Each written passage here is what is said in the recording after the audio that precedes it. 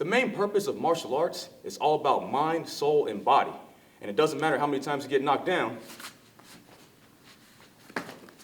It matters how many times you get back up.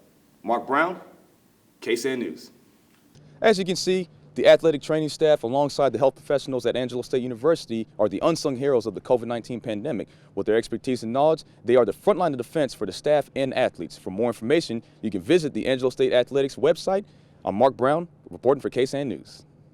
Another big week for Texas high school football in the San Angelo area as the Grape Creek Eagles defeated the TLCA Eagles 42-12. And as a matter of fact, this was the first win for Grape Creek since 2017. And head coach Tanner Teal says he is very optimistic leading into week 4 against Coleman. Here at San Angelo Stadium, the Lakeview Chiefs defeated the Brownfield Cubs 63-40. A big game defensively for the Chiefs. They had 8 forced turnovers and 3 of them were interceptions. Head coach Hector Guevara says the main thing they need to work on is blocking and catching leading into next week's game against Fabens. The El Dorado Eagles are entering week 2 of the 2020 high school football season. Led by head coach John Long, they'll be facing the Winters Blizzards. Now, both teams are 0-1, but they're both non-district plays. This week 2, they won't begin district play until week 4. But John Long says that he hopes that the team will improve defensively, especially when it comes to tackling. Now, offensively, they have a young offensive line core, meaning that they'll have more experience as the season goes on, and he's hoping to take this win tonight. The 2020-2021 school year officially started for the San Angelo Independent School District earlier this week. The beginning of a new school year also brings football season back to life. The UIL gave all 4A schools and below the green light to start on time, while 5A and 6A schools will start next month. Lakeview High School head coach Hector Guevara is doing what he can to keep his players safe in the Texas heat. As far as the heat, we've been going in the mornings this past 2 seasons, so that's kind of been helpful. We hydrate the kids as much as possible, and we give breaks, and in between drills and stuff like that. So. As far as COVID-19 safety protocols, Coach Guevara is making sure his players are constantly following health guidelines issued from the UIL and the CDC. Some procedures players follow, such as using hand gel in between breaks during practice and wearing masks with their helmets off, is a top priority. So far, the players are paying attention to every detail. We're doing the best, following the SISD guidelines and UIL guidelines. We have gel. We disinfect everything out there after we use it. As far as sleds, footballs, everything. Coach Guevara says every locker room will be thoroughly sanitized while they travel to away games. The coaching staff and players will practice social distancing and wear masks inside the bus as well. This process will be repeated all season long. Things will change. It's a fluid situation, so we'll just keep updated with everything they send us, and we'll continue what we're asked to do. And like I said, we'll just keep an eye out if there's any other changes as we go. Teams will take care of each other throughout the season in order to slow the spread of the virus. Mark Brown, KSAN News.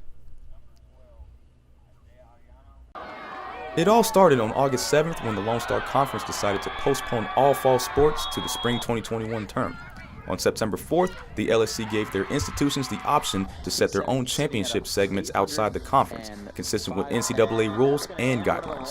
ASU decided to compete this fall, meaning they're ineligible for spring competition.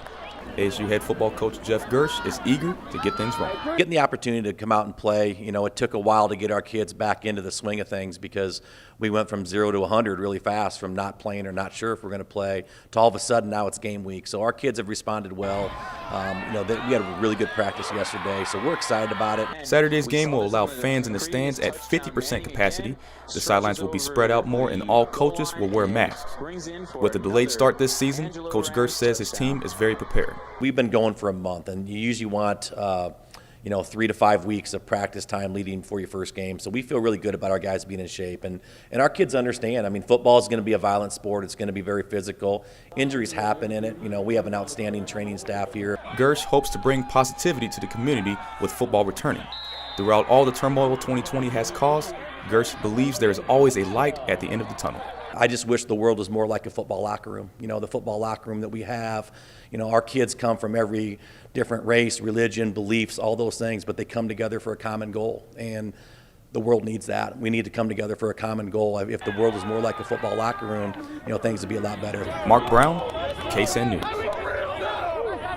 Hey, Rachel, the Wall Hawks improved 4-2 as they won 72-0 over TLCA as they improved to 4-2 in District 3-3A Division I in the district opener. And joined beside me is head coach Houston Guy for the Wallhawks.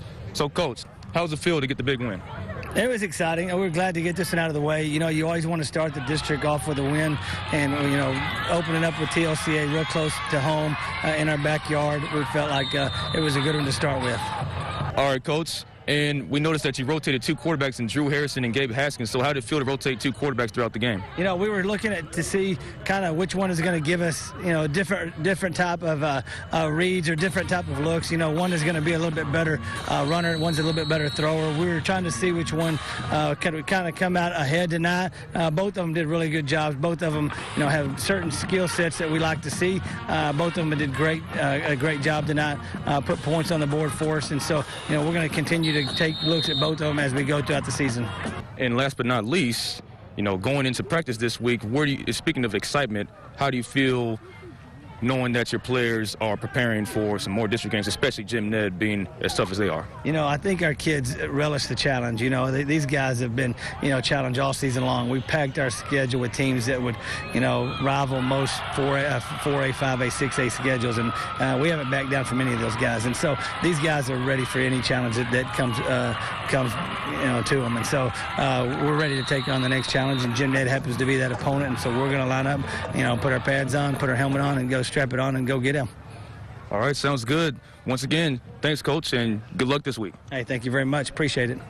And once again, Wall improves 4-2 as they defeated TLCA 72-0 in the district opener. And stay tuned next week as they go up against Jim Ned. Back to you, Rachel.